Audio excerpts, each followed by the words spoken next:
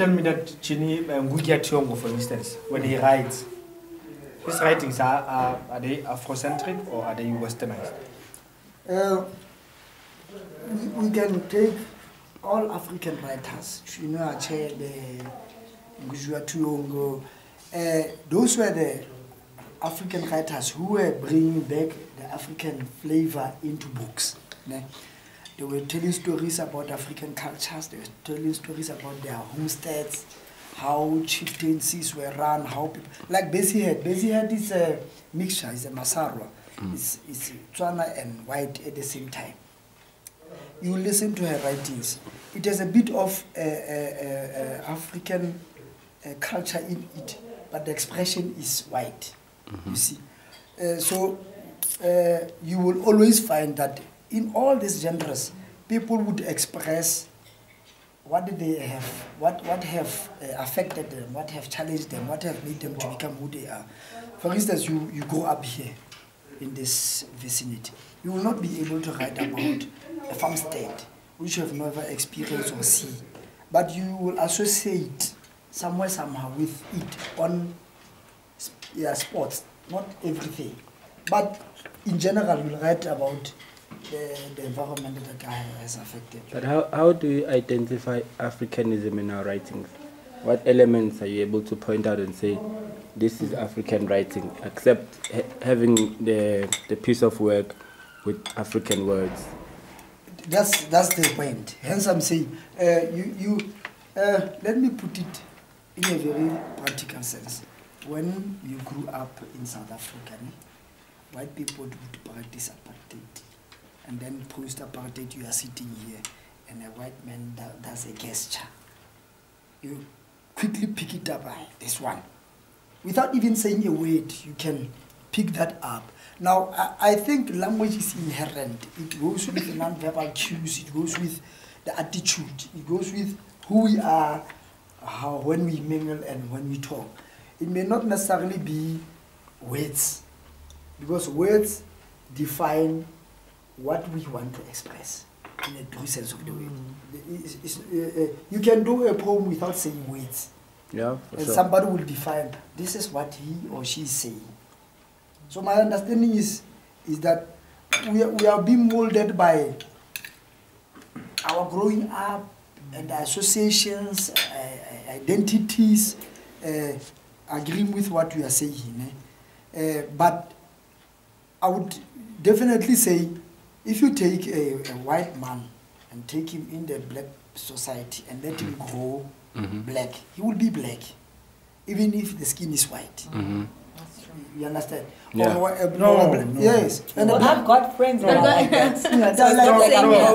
And when you see them, when they come into the room, But then what you do don't you see a white associate as person colour? anymore. You see Is your skin color blackness or is no, it? Listen.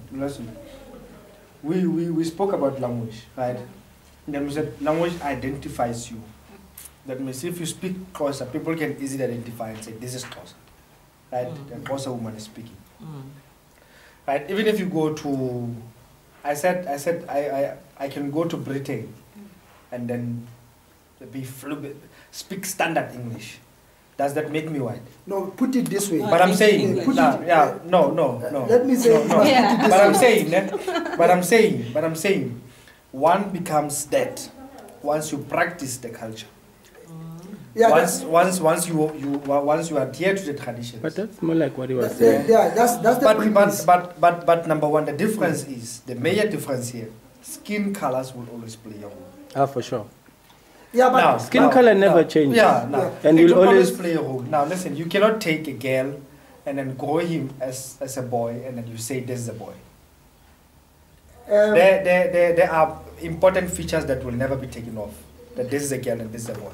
This is white and this is black. I don't agree. But I wanted to come here. Do we identify Afrocentrism in poetry? And then do we identify Western? Do we have Western and Afrocentric poems? No, I don't agree. There is There is Afrocentric a approach in poetry. There is also Western. Let me take John Keats or Milton or Wordsworth. The writing of Wordsworth and Milton and Keats, comparatively speaking with Ezekiel Pahlele and what will be totally different genres, yet being poetry. You see, they will express the socio-economic setup or political socio structure of our societies, but differently. You see, even if we are equal same sentiment that people are being oppressed, but the way you can express it will always be Afrocentric. They will trust me. They will. Bye-bye. So my understanding is that we will forever be Africans if we have grew up with the grammar and the cultures, like you mentioned, and what else? The grammar and the language.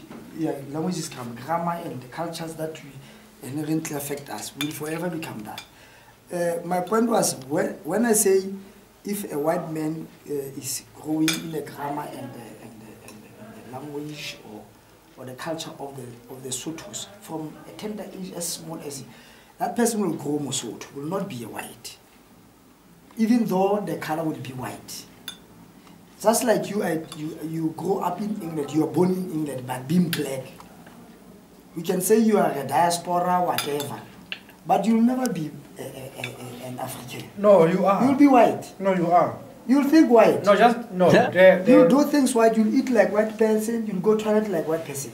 But that does not define who you are. You are red. Are you black because of your skin color and where That's you were my born? point. Number one, what can't be defines black by no? skin Listen, color. what defines one as being black? Number one, Or as being white. is a skin pigmentation.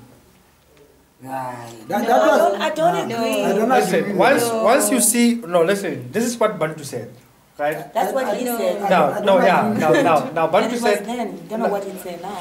But and their ideology lives on, and the idea never dies. But you can Do challenge you the know idea. of a Is it- syndrome called? is it not?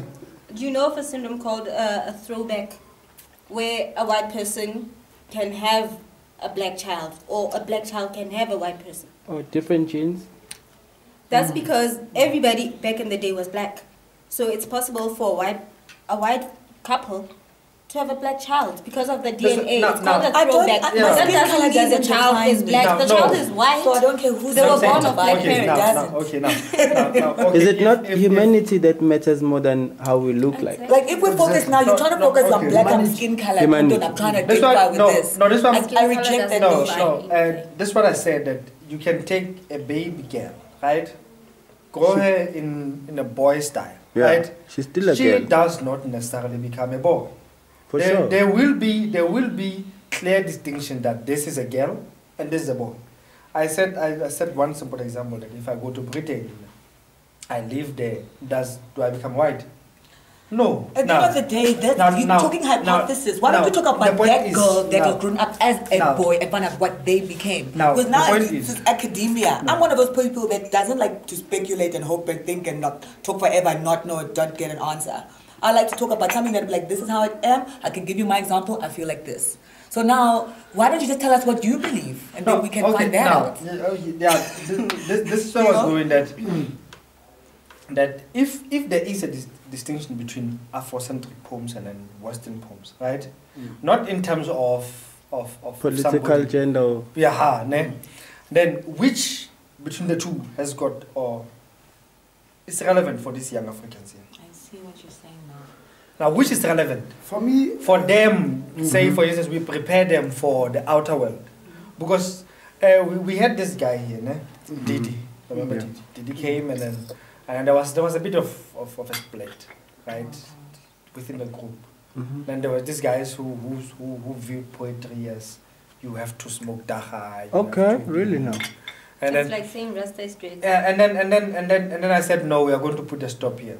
Now I want to get the view from you. Oh, okay. That if we have got a distinction of Afrocentrism, now first I wanted us to define But what Afrocentrism I is. think the problem with And then the Western- that the Western guy, one. the guy is I hear you. when we talk about Afrocentrism, we're not talking about Rastafarianism. No? Now listen. I'm going to the okay. point of I dreadlocks. read a poem written by Kamune Yeah. just now. Okay. It speaks about race, Right. being black and white, right? And then you look into You must the have that poem. poem. Ne? You look into the poem. The poem speaks about who he really is, in terms of he does not want to define himself because of a white man. Yeah. does not want to say I am because it must first say this is me, Yeah. and then you are. Ne? Now the point where I was